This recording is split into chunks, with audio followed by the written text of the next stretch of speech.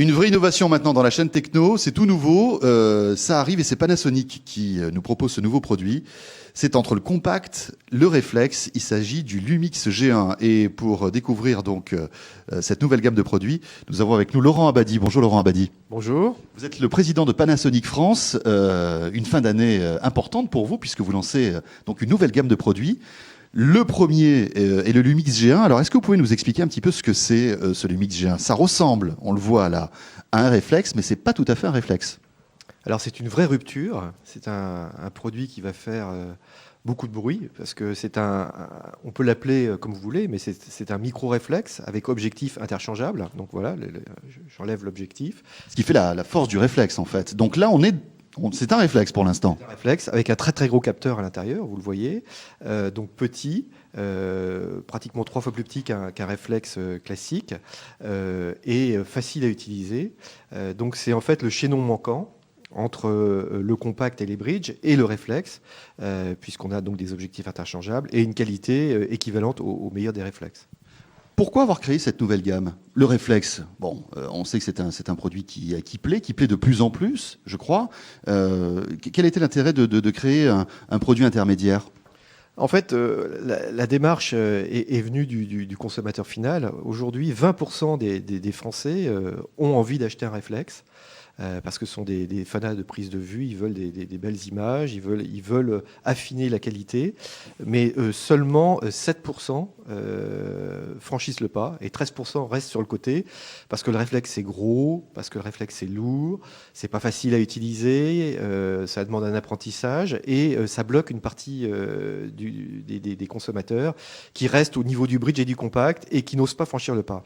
Donc ce produit, c'est le produit manquant qui va pouvoir offrir donc la qualité des réflexes, d'avoir des optiques interchangeables et faciles à utiliser, mais en même temps complètement débrayables comme un réflexe. Laurent Abadie, quel public est-ce que vous visez avec cet appareil ? Ce sont les mères de famille qui n'y connaissent pas grand-chose mais qui veulent faire de belles photos, ou au contraire les presque experts qui ne veulent pas trop se casser les pieds ?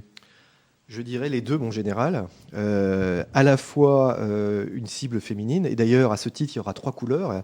Là, vous avez le produit noir, mais il y a un produit qui est rouge, qui est sublime. Il y a un produit bleu et un produit donc noir. Une cible féminine, d'un produit facile à transporter, à utiliser, de très haute qualité, mais qu'on peut mettre dans un sac. Mais aussi les reporters qui en ont assez de passer des journées avec 10 kilos, 15 kilos sur l'épaule et qui ont un produit de très très haute qualité, facile à utiliser et plus léger. Mais est-ce que vous arrivez à séduire cette frange de la population, donc ces professionnels qui ont des produits vraiment très pointus avec une multitude de réglages ? Aujourd'hui, avec ce petit appareil, on peut faire des photos aussi belles qu'avec un réflexe qui coûte plusieurs milliers d'euros ? Ah oui, tout à fait. Et offrir beaucoup de nouvelles possibilités d'utilisation. Donc on peut tout débrayer, mais mettre aussi en automatique.